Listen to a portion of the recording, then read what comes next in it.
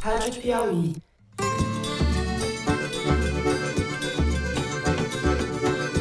Olá, sejam muito bem-vindos ao Foro de Teresina, o podcast de política da revista Piauí. Essa taxa de juros é incompreensível para o desenvolvimento do país.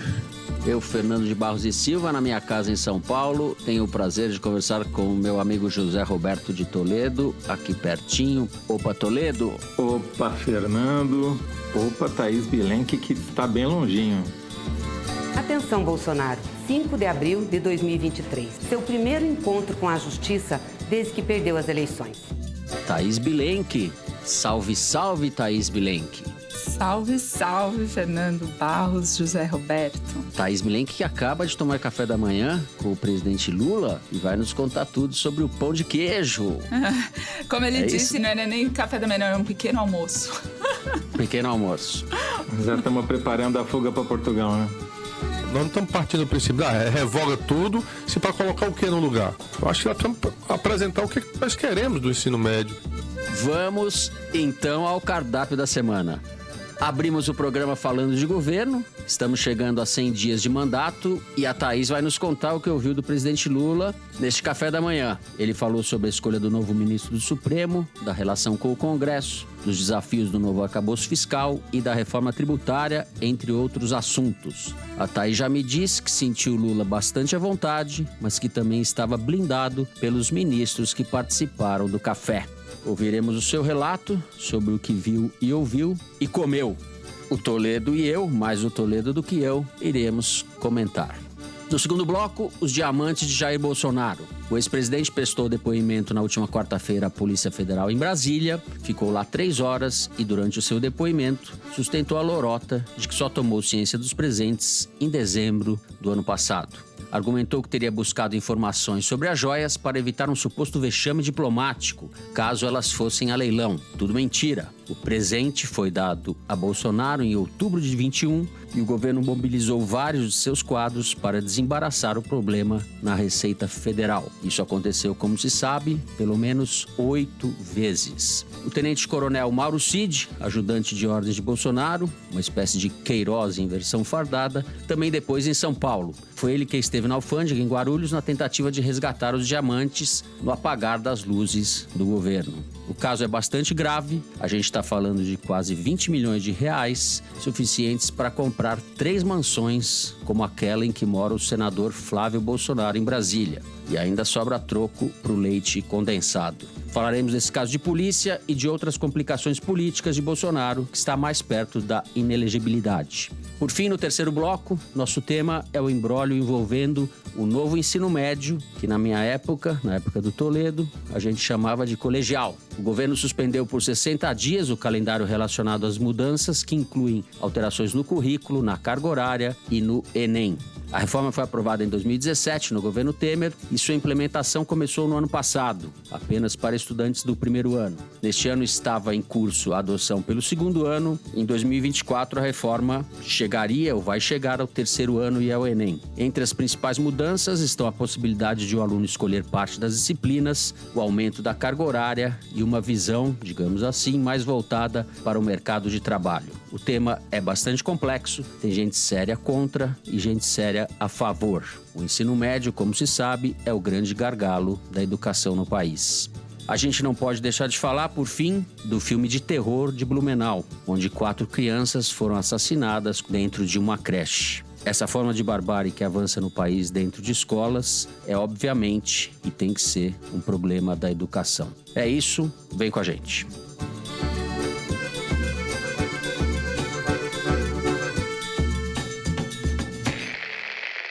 Thaís Bilenque, eu estou pensando seriamente em me retirar do programa e deixar você falar, fazer um relato do café. Pelo amor de Deus, não faz isso. Fica como comigo, foi esse não café quero da ficar manhã. sozinha.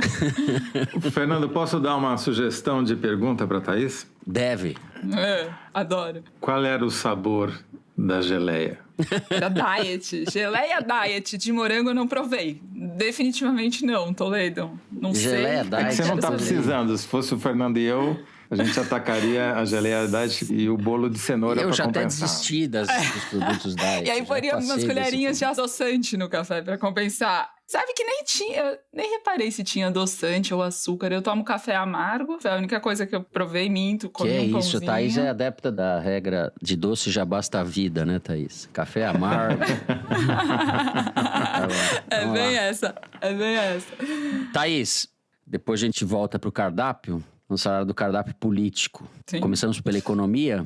Sim, eu vou contar um pouco como é que foi a chegada do presidente pra gente saber o clima do Palácio do Planalto. Eram 39 jornalistas convidados para esse café com o Lula na quinta-feira de manhã, e aí todo mundo foi direcionado pro salão onde ele ia acontecer. Uma pessoa me contou que da última vez que o Lula fez uma reunião grande assim, tinham disposto a mesa em forma de U, de forma que ele ficava no meio e na frente dele não tinha ninguém. E ele reclamou disso, ele falou, não quero não olhar pra ninguém, entendeu? Falar com o vazio. Então dessa vez, eles fizeram em forma retangular e eu tava no fundão ali. Eu e algumas pessoas postas de frente pro presidente não ficar sozinho, mas não era uma ordem alfabética. E aí a gente foi orientado a só sentar quando o presidente chegasse. Ele chegou acompanhado dos ministros Paulo Pimenta, que é da Secretaria de Comunicação, e Márcio Macedo, da Secretaria-Geral da Presidência. E achei curioso que ambos estavam de uniforme, terno cinza claro e gravata vermelha. Acho que tem uma identidade ali do Palácio do Planalto, uma moda. E o Lula estava de terno grafite, gravata vinho mais escura, assim, me chamou a atenção. E aí o Paulo Pimenta fez uma fala introdutória na qual ele disse, primeiro, o presidente não gosta muito dessa história de 100 dias, que vão ser celebrados ou marcados na segunda-feira agora. Começou a dizer que o governo encontrou uma estrutura muito precarizada, ainda teve o 8 de janeiro que impactou muito o trabalho, então demorou um tempo para o governo conseguir trabalhar efetivamente. Aí disse que qualquer falha, eventualmente na relação com a imprensa, deve ser acreditada à minha responsabilidade, disse o Paulo Pimenta. O Lula riu, todo mundo riu, né? Ele falou, Paulo Pimenta ainda tô aprendendo, às vezes eu tenho uma postura de deputado, mas eu estou me corrigindo. Uma forma bastante humilde de se colocar naquela posição. E aí, quando ele terminou a fala dele, ele falou, pronto, presidente, já tomou seu café? Posso falar? E o Lula respondeu, pensei que não ia sobrar tempo pra mim. Isso resume a comunicação do governo. Teve outra que resume também, vou chegar lá. Aliás, eu vou chegar lá no segundo bloco, que foi uma frase curiosa que aconteceu, uma troca entre eles engraçada. Enfim, sobre economia, né, que acho que foi o principal tema do café da manhã, o Lula, em dado momento, diz assim, não foram poucos os jornalistas que zoaram minha frase em 2004, quando eu disse que a gente ia viver um espetáculo do crescimento. E aí ele diz, o Brasil cresceu 5,4% naquele ano, ou 5,5%, sei lá, qualquer coisa que o valha. Depois perguntaram pra ele qual que seria a frase, né, o termo que o senhor usaria agora para esse novo momento. E aí ele foi bastante cauteloso, não vou falar a palavra espetáculo do crescimento, porque quando eu falar eu preciso fazer acontecer, mas vai voltar, e foi toda hora um papo muito otimista, a gente vai fazer, tem que acontecer e tal. Ele falou assim, para mim, na economia tem 3 palavras mágicas: estabilidade, previsibilidade e credibilidade. Ele falou isso na campanha, né? É o tripé que ele falava na campanha. Que não durou nem a primeira pergunta, porque a primeira pergunta foi sobre o arcabouço fiscal, e aí ele responde, bom, na economia não existe mágica. Era sobre o arcabouço fiscal, e ele começa a falar que o marco regulatório é uma engenharia muito bem pensada pela equipe do companheiro Haddad. Aí corrigiram ele, não é marco regulatório, é arcabouço fiscal, e foi curioso que ele trocou essas expressões 2 vezes ao longo dessa conversa toda. Eu acho que o marco regulatório é um termo com o qual ele é mais familiarizado, e o Lula falou também disso. Falou do fato de tentar colocar em prática os programas dos governos anteriores, porque é o essencial que a população precisa e tal. Enfim, e aí, obviamente, o assunto taxa de juros foi bastante mencionado, e ele voltou a criticar, com juros assim não é possível a economia funcionar, essa taxa de juros é incompreensível. Aí ele diz assim, eu não vou ficar brigando com o presidente do Banco Central, ele tem 2 anos de mandato, nos próximos 2 anos a gente vai indicar alguém que esteja de acordo com os interesses do governo. Frisou esse alinhamento que ele busca com a presidência do Banco Central. Bom, mas se a coisa desandar nesses primeiros 2 anos, nos próximos 2 anos, como diz o Keynes, como é que diz o Keynes? Estaremos todos mortos. E aí veio a parte talvez mais polêmica do café da manhã, que daí ele fala que houve um caso de um jornalista que estava conversando com o Roberto Campos Neto, presidente do Banco Central, e que ele teria dito que precisa de uma taxa de juros de 20% para atingir a meta da inflação. E aí ele deu uma risada de deboche, falando, não sei se isso é verdade ou não, mas então muda a meta. Se você não está conseguindo alcançar a meta, você tem que mudar a meta. E aí, o que aconteceu? O assunto seguiu. Só que, provavelmente, eu acho que jornalistas na hora já publicaram essa informação, porque primeiro o José Crispiniano, que é secretário de imprensa do Palácio do Planalto, falou, gente, tem um embargo de 30 minutos, não é para publicar imediatamente. Virou esse manchete do Estadão, ainda durante o café, essa história, entendeu? Dizendo que o Lula ia mudar a meta, como se coubesse a ele mudar a meta de inflação. Não, mas é o Conselho Monetário, né? É o CMM, porque quem define a meta é o ministro da Fazenda, o ministro do Planejamento e o presidente do Banco Central. E os dois ministros são subordinados ao presidente da República. Então, se ele efetivamente decidir, são 2-1 ali, né? Que poderiam fazer essa mudança. E, passado um tempo, no fim do café da manhã, voltaram a perguntar para ele se ele ia mudar a meta efetivamente. E daí ele teve que se recolocar. Ele falou, eu estava contando um caso, eu não disse que eu vou mudar a meta, que eu não vou mudar a meta. Lula não quis ser taxativo e dizer que sim, nem que não, mas voltou a contar o caso e aí sim falou, é a mesma coisa você na sua vida. Se você vai estabelecer uma meta que você não sabe que você vai cumprir, não estabelece essa meta. Do contrário, você vai estar mentindo para si mesmo. Foi o assunto que mais pegou. Como o juramento do casamento, juro na tristeza, na alegria, não sei o que. Olha só, fazendo um parênteses rapidamente aqui. Essa informação que o Toledo passou, que estava na manchete do Estadão, eu não sabia. Esse caso é mais um que mostra a demência do que é esse jornalismo online. Os riscos que a gente pode ter. É uma demência isso. É uma coisa que faz a gente refletir sobre o que é o jornalismo hoje, né? Porque ele aparentemente estava contando um caso mesmo, ele não falou que ia mudar, e daí sai um negócio que vai mudar, cria um ruído. Eu acho que esse tipo de situação ocorre com muito mais frequência do que a gente reporta. E é pra gente pensar, né? A responsabilidade do jornalismo hoje e o que acontece, esse tipo de ruído. Enfim, você, Toledo. Não, eu só vou comentar esse comentário do Lula dos 20%, eu não sei, esse é o famoso diz que me diz, né? Eu ouvi de uma repórter que teria ouvido do presidente do Banco Central. Agora, o fato é que se elevar a taxa de juros a 20% para cumprir uma meta que há 3 anos que ele tenta e não consegue atingir, é mais ou menos como o médico dizer, não, se eu subir a temperatura do paciente para 50 graus, eu curo a doença. Tudo bem que eu vou matar o paciente, mas eu vou curar a doença, entendeu? É a mesma coisa, né? Você elevar a taxa de juros a 20 é uma demonstração de incompetência que eu espero, portanto, que essa história não seja verdadeira, porque não é possível que o presidente do Banco Central tenha dito uma barbaridade dessas.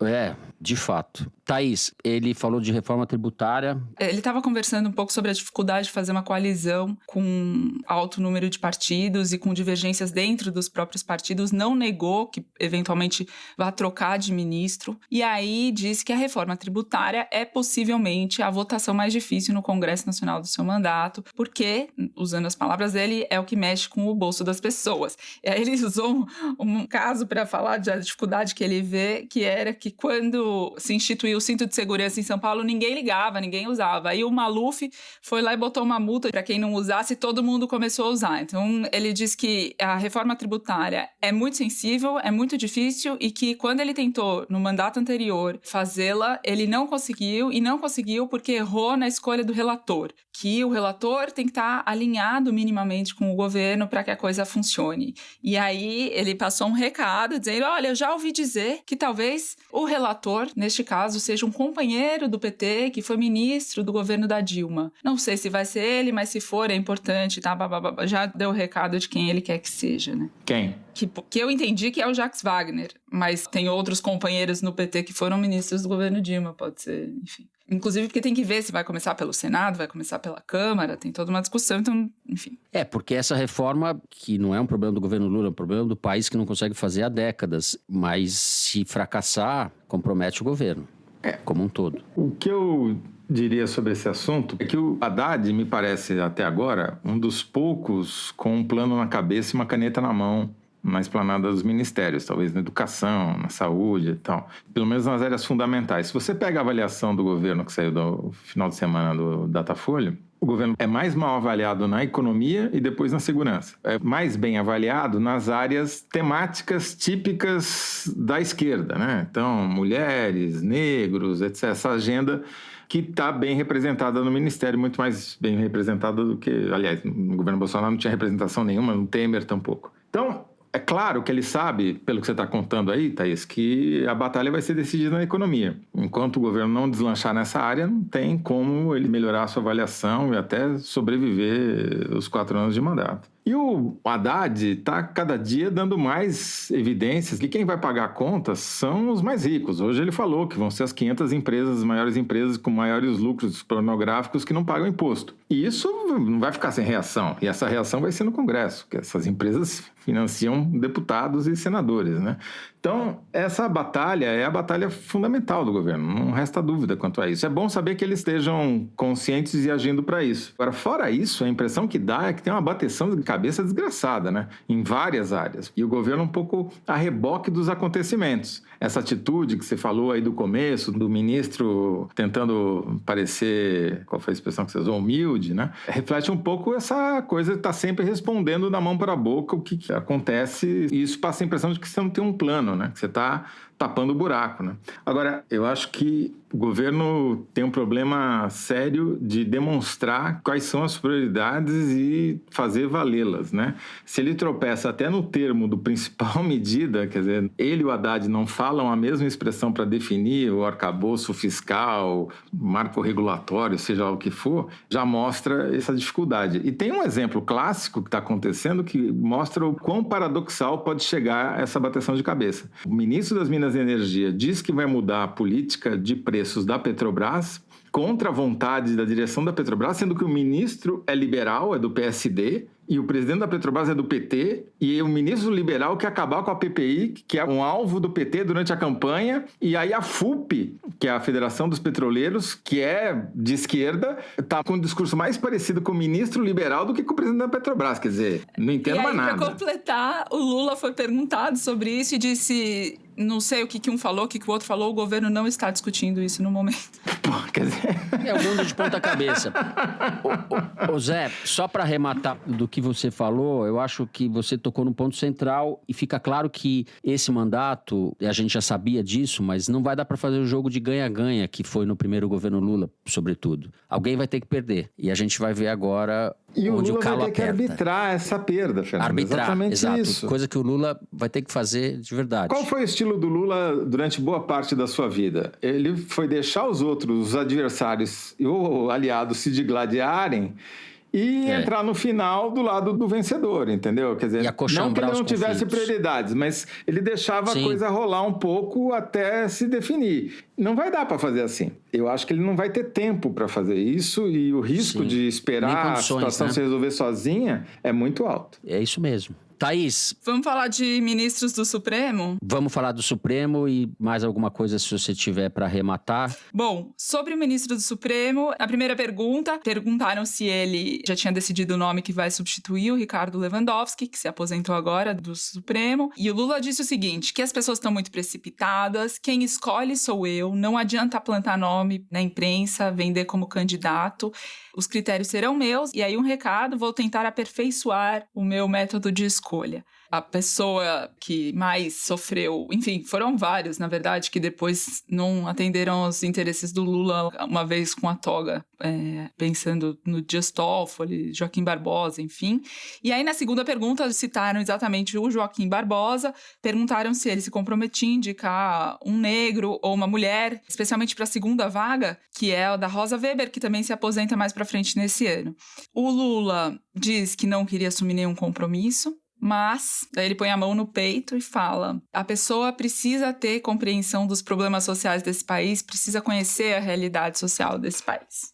Diz que isso era um aspecto muito importante. Então foi isso. O que eu queria contar mais de curiosidades? Primeiro, a última pergunta foi feita por um repórter da Record. E aí o Lula olha para ele e fala assim, fazia 13 anos que você não me fazia uma pergunta. E daí ele faz uma pausa, né? Acho que ele estava dando um recado ali em relação à emissora. Emissora que foi bastante ajudada pelo Lula durante a presidência. Não, mas é uma emissora que só faz pergunta pro presidente, né? De plantão, porque ela tá sempre aderindo ao governo, né?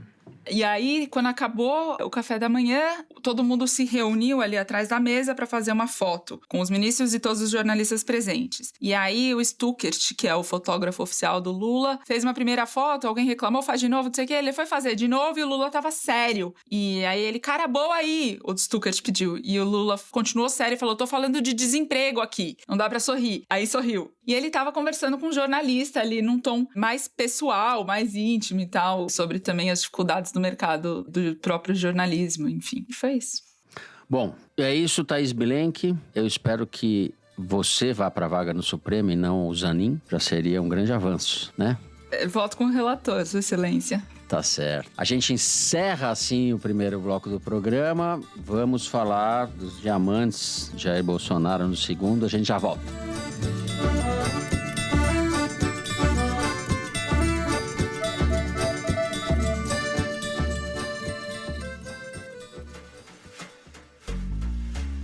Na revista Piauí de abril, João Gabriel de Lima descreve um intercâmbio crescente entre partidos da direita radical pelo mundo, e o bolsonarismo está nesse mapa.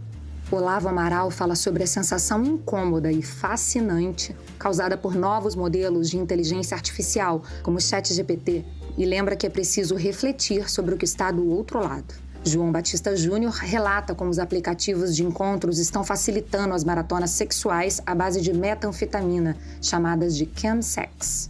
E a magnífica história de uma puta senhora, na reportagem de Angélica Santa Cruz.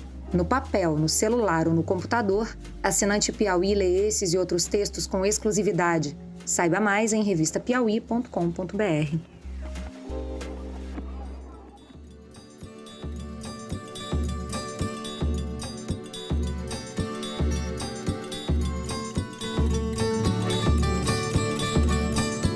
Muito bem, José Roberto de Toledo. Chegou a hora das joias. Não tem joia maior do que Thaís Bilenque, né? Mas enfim. Não tem, é fato. Gente, eu vou contratar vocês pra todo dia de manhã, quando eu acordar, me der falarem alguma meu coisa. Deus do céu. Pode gravar essa parte e põe lá na Alexa, acorda com essa frase. Exato. Zé, o fato é que o assunto é sério, mas nem repercutiu muito o depoimento do Bolsonaro à Polícia Federal, porque ele mentiu. O que vazou, pelo menos, a gente não viu a íntegra do depoimento, mas o que vazou é que ele mentiu. Uma mentira sem pé nem cabeça, né? Porque é desmentida pelos fatos. O Estadão já demonstrou que ele, por 8 vezes, tentou recuperar essas joias. Diversas interpostas pessoas, diferentes agentes, diferentes paus mandados. Então, foi uma mentira típica de orientação de advogado, criminalista, né? Para ele tentar não se embananar. Porque a polícia foi muito esperta, ela botou outros envolvidos prestando depoimento em outra cidade, no caso do Coronel Cid, simultaneamente, né? Simultaneamente, para tentar pegar as contradições. E o Cid claramente está dizendo, olha, não vem jogar isso nas minhas costas porque eu estava cumprindo ordens, né? E o Bolsonaro, quem que ele deixou pior ontem? Foi o Almirante Bento, que ele falou que mentiu, basicamente, né? Porque se o Almirante, ao tentar desembaraçar as joias lá na hora, depois de ter cometido o descaminho, que é não declarar algo que precisava ser declarado, diz que as joias eram um presente para Michele Bolsonaro, e o outro vem dizer que só ficou sabendo 1 ano depois e que nem sequer se lembra de quem disse para ele, o que é a coisa mais absurda do mundo. Imagina o seguinte, você recebe um presente de 16,5 milhões de reais, alguém esquece de te contar isso durante 1 ano, e depois de 1 ano, passada a eleição, alguém fala, olha, por falar nisso, tem um presente seu lá na Receita, 16,5 milhões de reais. Quer dizer, vá caçar sapo, né? Não dá para acreditar em nada absolutamente nessa história, mas o que chama mais atenção, Fernando, você já falou, não repercutiu. A mentira, além de tão deslavada, era tão inverossímil e tão boba que não colou, e nem sequer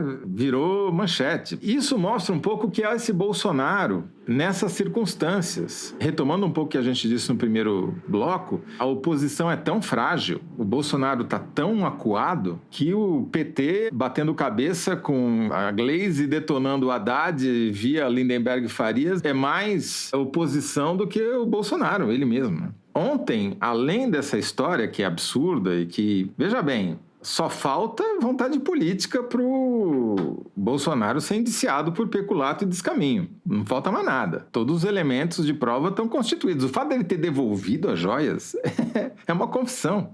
Não tem como negar isso. Descaminho é uma figura jurídica aí que eu não conhecia até pouco tempo. Você não tá assistindo a série lá do aeroporto Área Restrita. Receita. Eu aprendi lá, entendeu? Não vai achar que eu estudei Não fez direito, sua lição né? de Descaminho casa, parece Barros. música do Tom Jobim, mas não é. É uma figura. É você entrar sem Descaminho, declarar. Né? desafinado. Exatamente. É aquela é a muamba. A famosa muamba que você traz na bagagem sem declarar e sabendo ou não sabendo, porque o desconhecimento da lei não implica a possibilidade de descumpri-la, né? Mas enfim, nesse negócio das joias, ele tá super enrascado. Tem várias outras denúncias pelas quais ele pode se tornar inelegível até no mês que vem, ou esse mês ainda, se a justiça for célere. E ontem apareceu mais uma. Um grupo de repórteres do UOL, em parceria com a Fiquem Sabendo, a agência independente, contou uma história inacreditável. Durante a campanha eleitoral, o Bolsonaro pagou mais de 21 mil refeições, lanches. Não era mortadela para não ser equiparado aos petistas. Era sanduíche de presunto com queijo, maçã, barrinha de cereal, água mineral e mais um café, sei lá. Doce de leite. É. Kit patriótico. E para quem que era o dinheiro ia? Para os PMs e oficiais e soldados militares que faziam a segurança dele durante as motocicletas de campanha, só em atos de campanha. E segundo as repórteres, elas só conseguiram achar metade das notas. Só de 35 motocicletas e passeatas de campanha. Quer dizer, pode ser o dobro. E o que é pior, esses policiais recebem diária dos governos estaduais para fazerem esse serviço. Quando o meu e o seu e o nosso, através do cartão corporativo da Presidência da República, paga para eles o lanche, eles estão economizando a diária que receberam. Então, é um agrado que o cara faz com o seu bolso, com o meu, o seu e o nosso, entendeu? O Viagra dos militares, as barrinhas dos policiais. Mas isso caracteriza o uso da máquina pública para fazer campanha eleitoral. Se ele tivesse sido eleito, ele poderia perder o mandato por causa disso daí. Então, assim, o acúmulo de coisas contra o Bolsonaro cresce a cada dia e, a meu ver, ele está numa situação muito pior que a do Trump, que já foi indiciado nos Estados Unidos. Porque o Trump tem eleição ano que vem. Se a justiça não correr, ele ainda tem chance de disputar. O Bolsonaro está quase há 4 anos de uma campanha eleitoral. Tem muito chão até lá. Eu tenho uma compreensão, a figura do Bolsonaro, ele pessoalmente, acho que está muito enrascado mesmo e aparentemente inviabilizado, mas o bolsonarismo, vamos chamar assim, extravasa muito, extrapola muito a figura do Bolsonaro. Eu estou pensando numa entrevista que a Esther Solano, que estuda a direita há algum tempo, deu essa semana para a Folha e que eu achei muito boa. O bolsonarismo é representativo, então essa coisa que foi destampada ainda tem muita repercussão na sociedade. Eu não sei quem vai recolher você tem toda a razão. Esse negócio. Mas o Bolsonaro era o catalisador desse movimento que o antecede. A gente diz isso desde a criação do Foro de Teresina. O Bolsonaro surfou uma onda que era maior que ele. Essa onda continua existindo. Ela pega aí no mínimo 25% da sociedade brasileira e cresce em momentos de polarização. Mas, sem o Bolsonaro, vai ter um racha, né? Vai ter a Michelle, vai ter os filhos, vai ter o Moro, vai ter um monte de gente que a gente nunca ouviu falar ainda. Então, é diferente você ter um líder catalisante, como o Lula é diferente para o PT. Tira o Lula de campo, o PT continua existindo, o maior partido brasileiro em termos de representação, presença na sociedade, mas sem o Lula é outra coisa. Sim. Eu também pensei nessa entrevista quando eu perguntei pro Lula sobre isso. Mas antes de contar a resposta dele, eu queria só fazer uma nota sobre o depoimento do Bolsonaro, uma nota sobre a forma, porque eu acho que sobre o conteúdo vocês falaram tudo que tinha que ser dito mesmo. Mas sobre a forma, ele optou deliberadamente pela descrição. O fato de não ter repercutido e de ter sido pouco noticiado, né, inclusive o teor do que ele disse lá dentro, foi uma opção do Bolsonaro. E é uma opção diferente da que o Trump fez 2 semanas atrás ao anunciar que seria preso, sem nem explicar por quê, né? Depois a gente entenderia que ele foi ser ouvido também e fez um estardalhaço em relação a isso. O Bolsonaro não. No entanto, esperava-se até, inclusive, uma manifestação na porta da Polícia Federal Federal onde o Bolsonaro ia falar, mas só tinha um homem sozinho. E, segundo eu conversei com um policial federal a par do depoimento, ele disse que o Bolsonaro foi respeitoso em toda a liturgia ali, não teve nenhuma alteração, não teve nenhum momento mais exaltado. Ele foi acompanhado de 3 advogados e um segurança. Entre esses 3 advogados estava um que não atua como advogado dele, propriamente, que é o Fábio Weingarten, que foi secretário de comunicação do governo e agora atua quase como que um estrategista de comunicação, consultor, sei lá como a gente pode definir, que foi a única pessoa que se pronunciou em on, né, publicamente sobre o depoimento e se pronunciou protocolarmente, falou quase nada. O Bolsonaro, ele mesmo não disse, ele não levou Carluxo, não levou Ciro Nogueira, gente que podia vazar, comentar, repercutir, ele optou por fazer a coisa ser bem silenciosa, abafar o caso. Agora, em relação à força do bolsonarismo e à força que o bolsonarismo vai ter como oposição ao presidente Lula, eu fiz essa pergunta para ele e mencionei tanto esse caso das joias quanto a possibilidade dele se tornar inelegível, mas a divisão está instalada no país, né? A eleição foi apertada e isso é uma realidade que está dada. E o Lula tinha dito, pouco antes de eu fazer a pergunta, que o Pimenta, o ministro da Secretaria de Comunicação, fala para ele todo dia, para não falar nem da coisa nem do coiso, que ele tem que focar nas coisas que o governo Lula pretende fazer e tal. Pimenta dá um tapinha nas costas dele nessa hora, que ele fala de retomar o crescimento, eles estão com essa intenção de agenda positiva. E aí, na resposta do Lula, ele diz assim, que o Bolsonaro agora acredita em política, ele que no discurso sempre negou a política, acredita tanto que foi pro PL,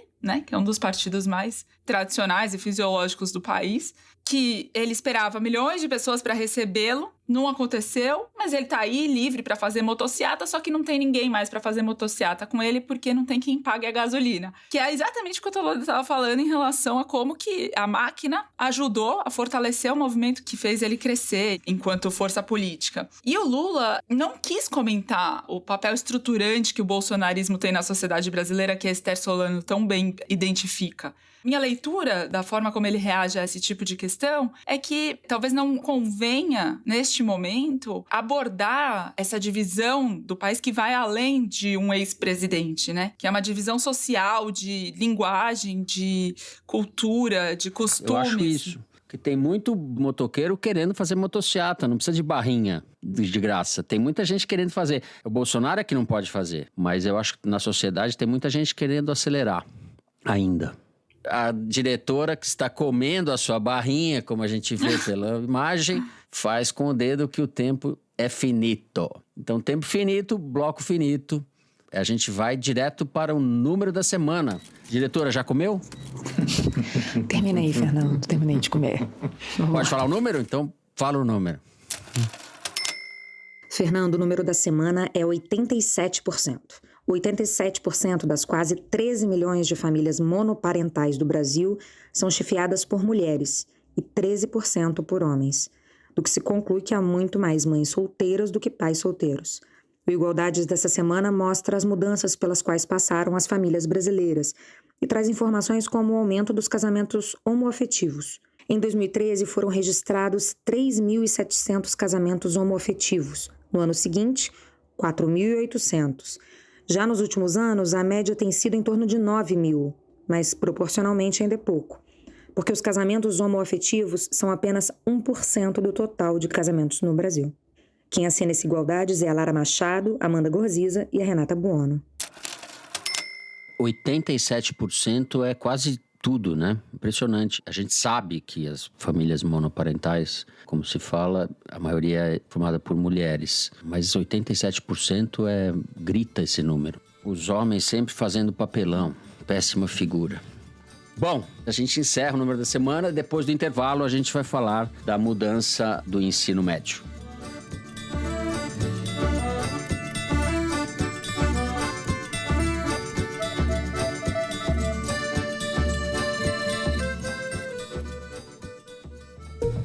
Oi, eu sou a Branca Viana. Eu tô aqui para te convidar para escutar o podcast Rádio Novelo Apresenta. No episódio dessa semana, a gente conta 2 histórias sobre importação e exportação. A primeira fala de um geneticista brasileiro e do problemão que ele importou para o Brasil e depois, sem querer, exportou para o resto das Américas. Esse acidente gerou um pânico danado e foi parar até em filme de Hollywood. Na segunda história, a gente tem outro caso que espalhou medo, mas de um jeito totalmente diferente e muito mais sombrio. Um esquema ilegal que marcou a vida de milhares de mulheres e dos seus filhos. Quando terminar de ouvir o foro, procura o Rádio Novelo Apresenta no seu tocador e dá play. A gente também está no YouTube e no site radionovelo.com.br. Tem episódio novo toda quinta-feira.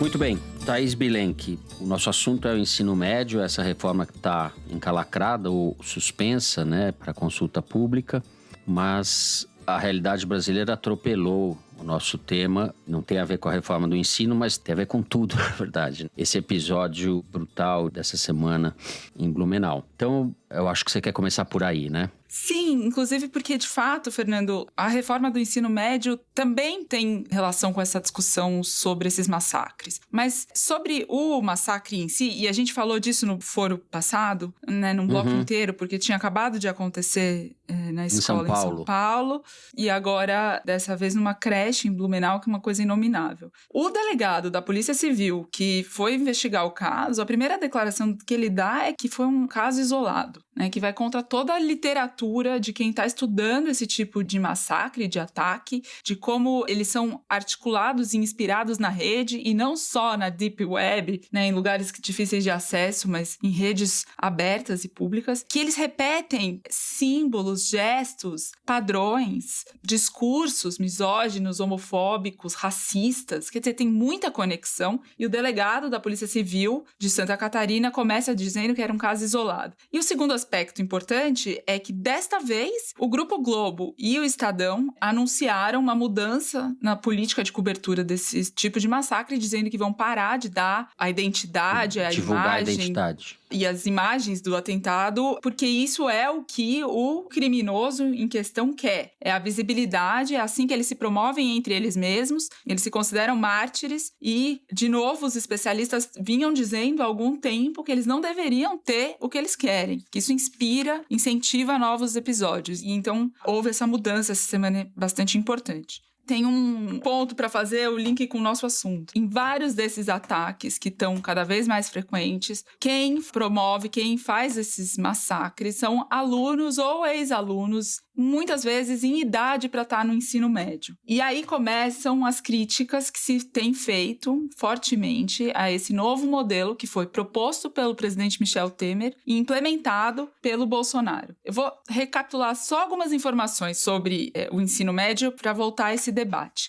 O novo ensino médio aumentou a grade horária de 2.400 horas para 3.000 horas nos 3 anos e dividiu essa grade em 60% para disciplinas regulares, matemática, português, e 40% do que eles chamam de itinerários formativos, que são disciplinas optativas que o estudante escolhe de acordo com o interesse dele. Então ficam 1.800 horas para o ensino regular, sendo que no antigo modelo eram 2.400 horas totais. E se excluiu, com essa reforma, disciplinas como filosofia e sociologia e reduziu o tempo de disciplinas como biologia, geografia e história. A proposta é que, assim, dessa forma, ele vai direcionando seu interesse e pode, inclusive, ter um viés profissionalizante para ajudar o ingresso no mercado de trabalho. Problema número 1, que os críticos apontam. Como me disse a educadora Andressa Pelanda, essas disciplinas são essenciais, por exemplo, para enfrentar esse problema dos ataques nas escolas, porque elas ajudam a contextualizar, a informar, a formar massa crítica dos estudantes sobre a barbárie que é o nazismo e os extremismos todos passados e presentes que a humanidade tem que se haver. A Andressa Pelanda é coordenadora geral da Campanha Nacional pelo Direito à Educação, uma dessas redes de movimentos que está bem empenhada em revogar efetivamente a reforma do ensino médio. Eles não querem alterá-la. E hoje, na quinta-feira, o Lula foi perguntado sobre isso, se ele vai revogar ou apenas suspender para fazer melhorias que se alinhem mais ao governo e aos movimentos sociais que o governo está escutando, e ele disse que vai suspender até que se faça um acordo que deixe todos satisfeitos, nas palavras dele. O problema é assim, é verdade que o modelo antigo do ensino médio era ineficiente, os números dizem. A evasão dos alunos era de 62%, 22% dos ingressantes ingressantes no ensino médio chegam ao ensino superior, 90% terminam sabendo menos matemática do que se esperava, 60% sabendo menos português do que se esperava. Mas para ativistas, né, como a Andressa Pelanda e todos esses que estão pedindo a revogação da reforma, esses dados gritam a necessidade não de inventar uma roda nova e começar de novo, mas sim recorrer, na verdade, recuperar o mais básico dos preceitos da educação, que é investir em educador e nos currículos. Melhorar a forma de transmitir o conhecimento e não passar a ensinar a disciplina de brigadeiro caseiro e PETs, sociedade anônima, que é o que algumas escolas passaram a oferecer do ensino médio. A reforma foi aprovada primeiro como medida provisória no governo Temer.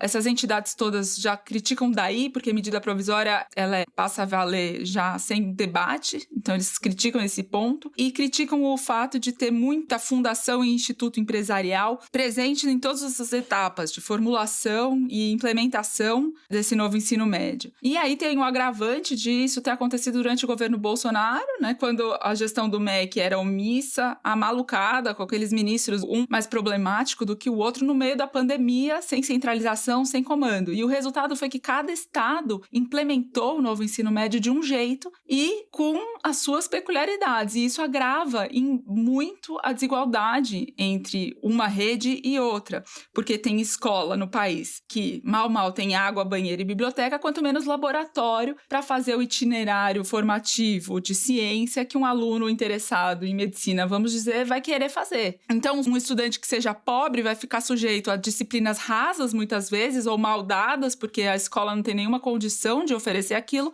mas um aluno de colégio privado, de elite, ou enfim, privilegiado, vai conseguir aprofundar e vai fazer com que esse ensino médio novo seja de fato eficiente para aquilo que ele se propõe. Para completar, a Andressa Pelando contou, ela teve agora no Piauí, e o Comitê Regional da Campanha que ela coordena levantou uma informação que dos 224 municípios do estado, 164 tinham só uma escola de ensino médio na cidade toda. Então é muito difícil que uma escola para todos os estudantes de ensino médio consiga ter estrutura para os itinerários formativos de todo tipo, de linguagens, né? Pessoal que vai mais para humanas, como a gente chama, humanas, ciências e tal. É difícil que uma escola tenha capacidade de oferecer o que esse novo ensino médio em tese propõe.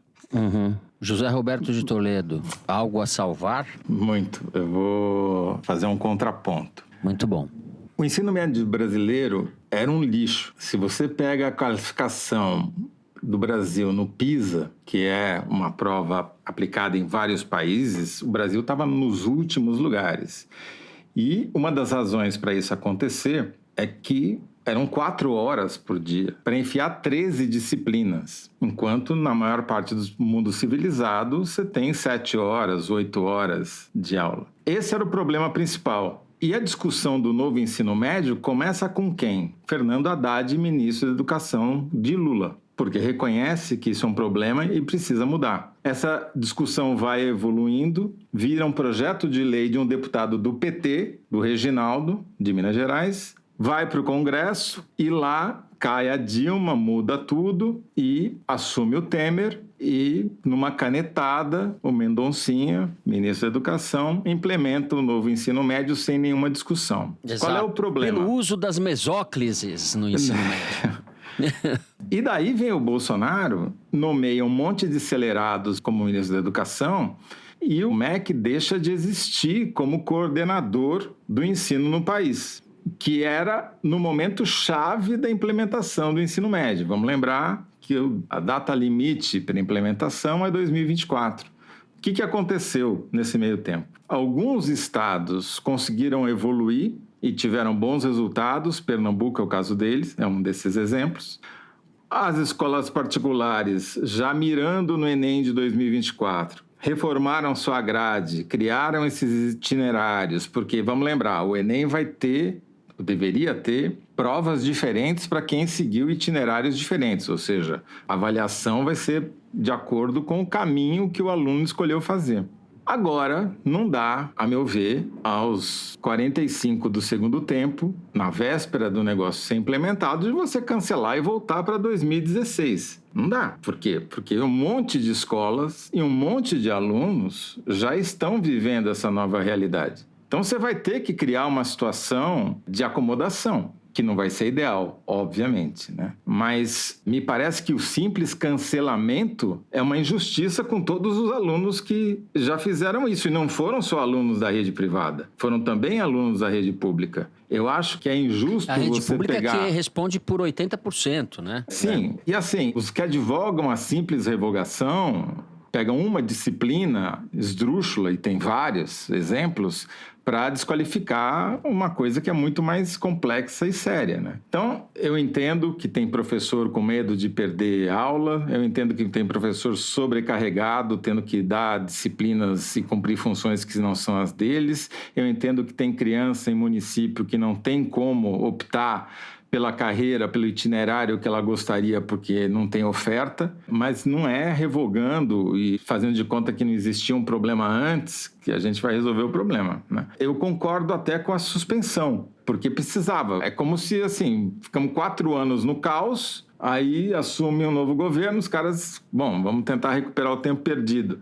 Só que com o bonde andando, né? Trocar o pneu do ônibus com ele em movimento. Vai ser muito difícil, nesse prazo exíguo, eles encontrarem uma solução que vai agradar todo mundo. O mais provável é que vá desagradar a todo mundo, porque você já tem, do mesmo jeito que você tem esses militantes gritando contra, você tem todos os secretários de educação de todos os estados protestando contra a suspensão e a Associação das Escolas Privadas também, porque quem avançou não quer recuar. Então, vai ser muito, muito difícil achar um meio termo. Agora, você pode pegar os bons exemplos, você vê lugares que está dando certo e tentar replicar, e lugares que aplicaram na própria rede pública. Então, talvez um caminho seja encontrar os bons exemplos e tentar replicar onde for possível replicar. Agora, eu acho meio insano querer revogar tudo e começar do zero. O risco é de desorganizar o sistema de uma maneira que você vai ter danos, se não irreversíveis, muito duradouros.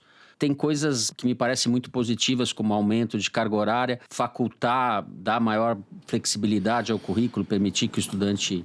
Isso é fundamental para evitar a evasão, porque o cara vai aplicar, o cara quer prestar medicina não tem que ser obrigado a estudar um monte de disciplina que ele não vai usar, do mesmo jeito que o cara que vai prestar matemática, ou biologia, ou ciências. Mas ao mesmo tempo artes. eu achei uma obrigatoriedade nessa idade, eu acho necessária. Mas tem um mínimo. É, um mínimo. E é uma idade, no Brasil, é uma sociedade pobre, é uma idade, a adolescência é um período tumultuado na vida das pessoas. Esses estudantes de famílias mais pobres são compelidos a participar do mercado de trabalho para ganhar o seu dinheiro e para sustentar a família ou ajudar a compor o orçamento familiar. Enfim, tem uma série de problemas que não são específicos da estrutura curricular, mas que incidem sobre esse público aí, né? Mas É muito complexo. Só para dar uma politizada, esse tema, e assim, disparou o interesse no Google Trends, disparou o interesse nas redes sociais, pedir ajuda do Google, pedir ajuda da Arquimedes, e assim, é o grande tema da semana, é o ensino médio. E eu queria fazer esse comentário. Os argumentos dos dois lados, né, de quem é contra o novo ensino médio, de quem defende melhorias, aperfeiçoamentos, mas não quer revogar e tal, são ambos consistentes, tem seus motivos, tem suas implicações, mas o debate, ele tá todo centrado num projeto de país, no entendimento do papel do Estado, no desenvolvimento do país, enfim, na educação pública. E eu acho isso uma baita discussão para quem passou 4 anos discutindo se vai ter golpe ou não. Então, ter uma disputa de visão de país nesse ponto, numa coisa tão fundamental... Você tem toda a razão. É que, por enquanto, a discussão tá rasa, né? Por enquanto, a revoga não revoga. Rasa, tem... Não, eu acho que o Lula hoje já disse, não tem revogação, a gente vai aperfeiçoar. E eu não vejo raso, eu vejo assim, as pessoas estão na disputa do argumento. Por que a gente acha que só aumentar a grade horária não é bom? Porque diminui certas disciplinas. O outro, mas assim é melhor porque você vai diminuir a evasão. São pontos importantes nesse debate. E é isso que o MEC está fazendo agora, diferente do que o MEC fez nos últimos 4 anos, que ficava trocando barra de ouro por votação no Congresso. O que eu ia comentar, Thaís, com essas informações das redes sociais e do Google, é que quem está discutindo é a esquerda versus a esquerda. A direita está ignorando 100% o debate. Ah, é? É, porque vamos discutir terra plana? Não. Ah, direita não, você tá dizendo os fanáticos. Não, mas direita mesmo. É uma discussão assim que... Bom, depende do que você chama de direita, né? Vai ter gente que vai dizer que o Todos pela Educação é direita. Então, a discussão participa do debate. Mas o grosso do... Pois é, eu discordo dessa visão, né? Direita é o Bolsonaro. E o bolsonarismo é a terra plana e a educação militar e ensino religioso. Tem um campo inteiro entre o Bolsonaro e o centro. Então, mas o ponto é uma discussão da esquerda com a da esquerda. A briga, a disputa como eu disse, a discussão começa com o PT. E agora tá PT versus PSOL, quase, né? Enfim. E o que aconteceu na prática nos últimos anos no Brasil é que as universidades privadas, sobretudo, acabam funcionando quase como um ensino médio que a pessoa não aprendeu o necessário e a universidade acaba cumprindo esse papel formador mínimo, né? O ensino médio realmente é um fracasso no Brasil. Isso que a Thaís falou, que eu não tinha me detido nisso da supressão ou do esvaziamento das disciplinas mais de humanas e mais reflexivas e que envolvem leitura necessariamente, reflexão sobre a sociedade, reflexão sobre as coisas. Isso é um desastre se você tirar, porque isso, a médio prazo, cria uma sociedade de selvagens. Mas você não precisa tirar necessariamente, né? Dá para se acomodar tanto no itinerário quanto no núcleo básico, né? A questão Eu acho que no núcleo básico tirou.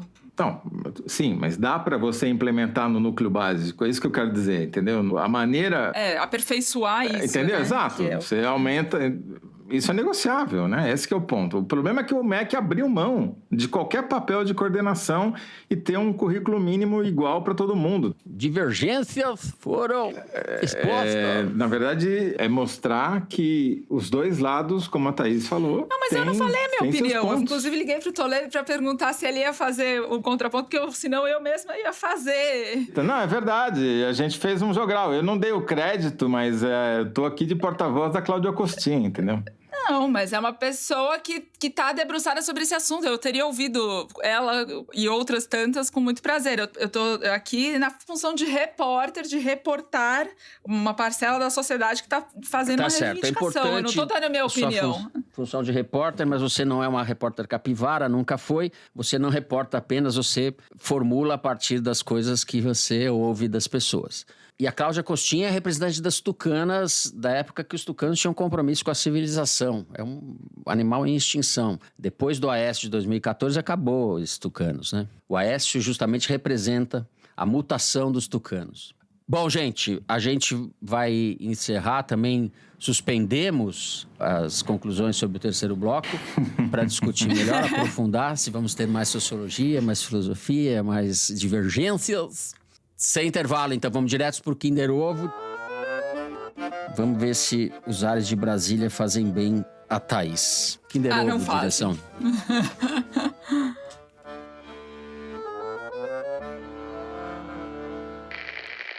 Eu não consegui até hoje, estou com inveja, dos discursos da Gleisi. Ela faz mais oposição ao Haddad e ao governo do que eu. Fazem bem esses ares de Brasília. Tá vendo? Acertei. Bom, devo dizer que eu falei essa frase sem saber que o Ciro Nogueira ia dizer a mesma frase no Kinder. Eu quase falei Toledo, mas eu achei que era muito cabotinismo.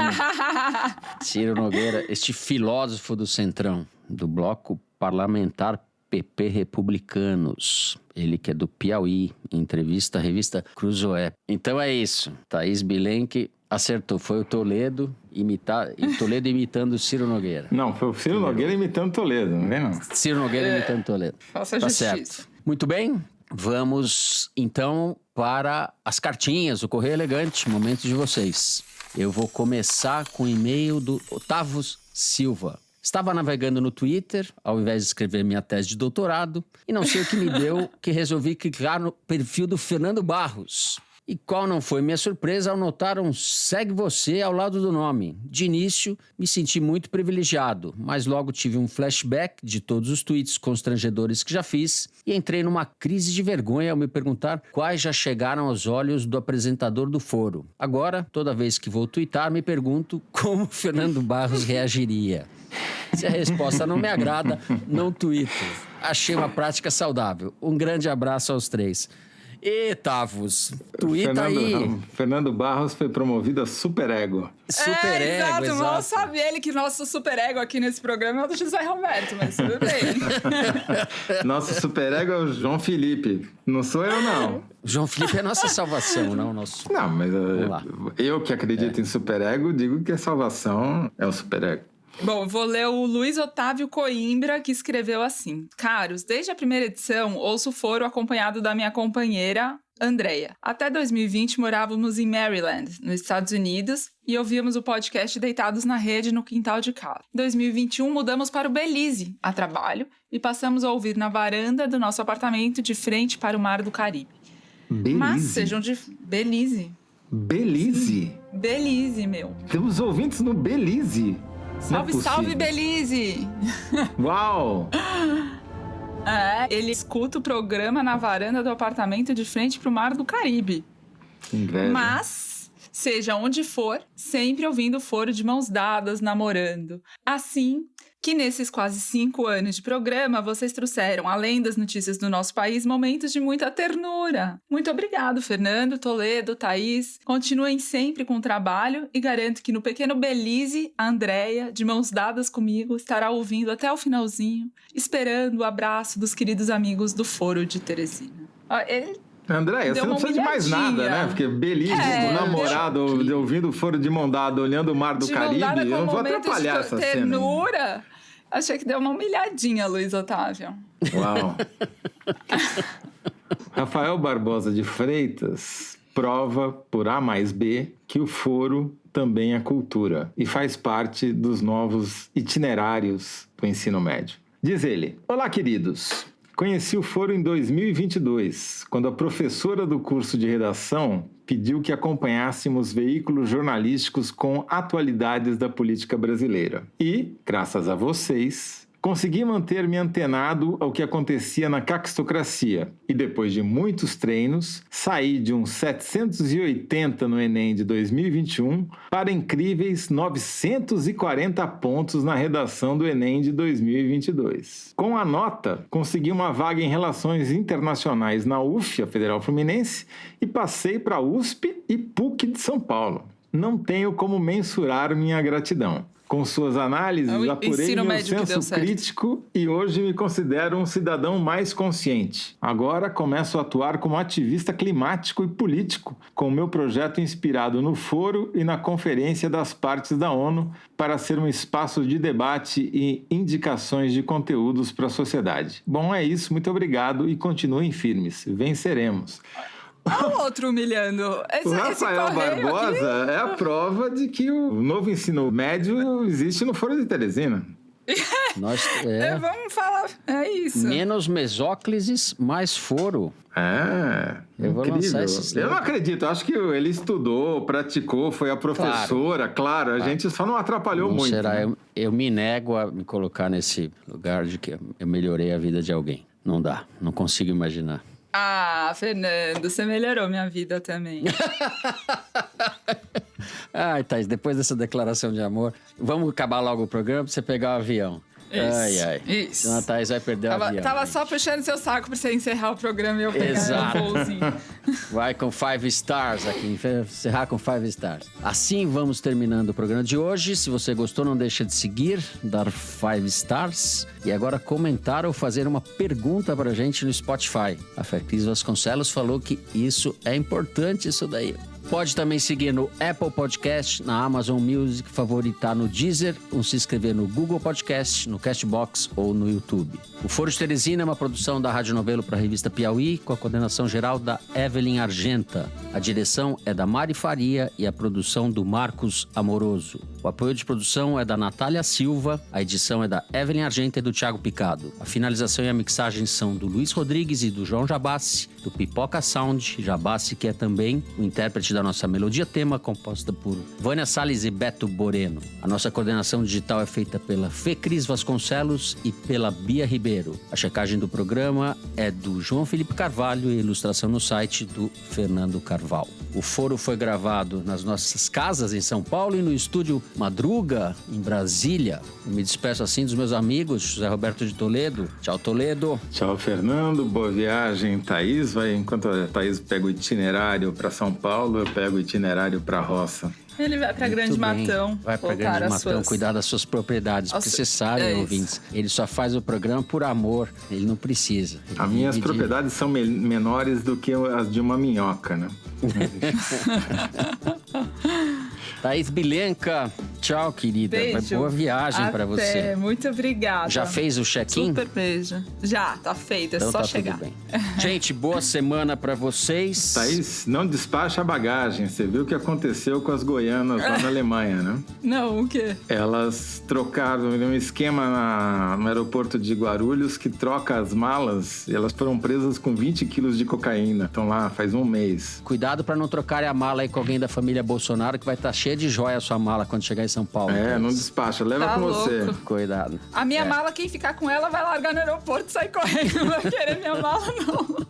É isso. Bom feriado para vocês, boa semana e até a semana que vem.